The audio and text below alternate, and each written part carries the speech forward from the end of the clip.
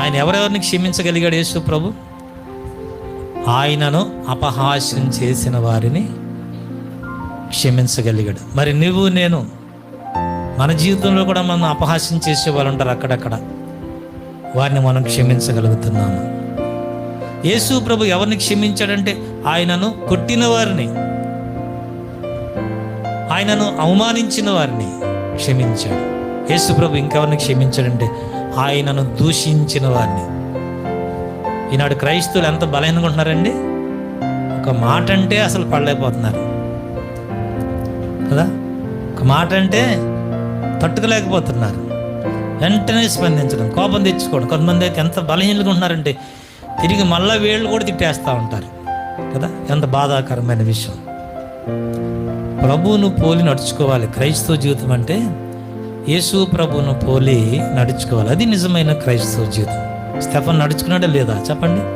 ఎంత అద్భుతమైన సాక్ష్యం స్టెఫన్ గురించి ఉంటున్నాం. అసలు రాళ్లతో కొట్టేవారిని అంత ప్రేమించాడే స్టెఫను. నిన్ను తిట్టేవారిని, నిన్ను కొట్టేవారిని, నిన్ను బాధ పెట్టేవారిని నువ్వు ప్రేమించగలుగుతున్నావా? ఒకసారి ఆలోచించు. తను రాళ్లతో కొట్టేవారిని, తను చంపుతున్న వారిని స్టెఫన్ అంత ప్రేమిస్తే మరి నీవు నేను కూడా మరి అట్లా ఉండాలి కదా. ఎందుకు ఉండలేకపోతున్నాం? ఇక్కడే మనం సరి చేసుకోవాలండి. ప్రభువును పోలి మనం నడుచుకోవాలి. ప్రభువుకు సాక్షులుగా జీవించాలి. ప్రభువుకు సాక్షులుగా జీవించాలి.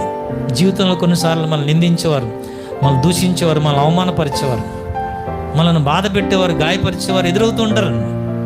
అర్థమవుతుందండి? అందరికీ సమస్య ఉంటుంది. యేసు ప్రభులో మనకి క్షమాపణ దొరికింది. అలాగే మనము కూడా ఇతరులను క్షమించాలి. పౌలు ఏమంటున్నాడు చెప్పండి? సాతాను మనలను మోసపరచకుండా నిమిత్తం. అంటే క్రైస్తవ జీవితాన్ని జీవిస్తూ మనము ఇతరులను క్షమించలేకపోతే, క్షమించే హృదయం, క్షమించే స్వభావం మనం కలిగి ఉండకపోతే సాతాను మనల్ని ఏం చేయగలడు చెప్పండి? ఏం చేయగలడు? మోసగించగలడు. సాతాను చేతులు ఏమవుతాం? మోసపోతాం.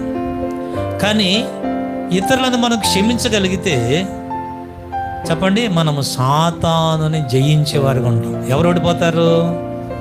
సాతాను ఓడిపోతాడు.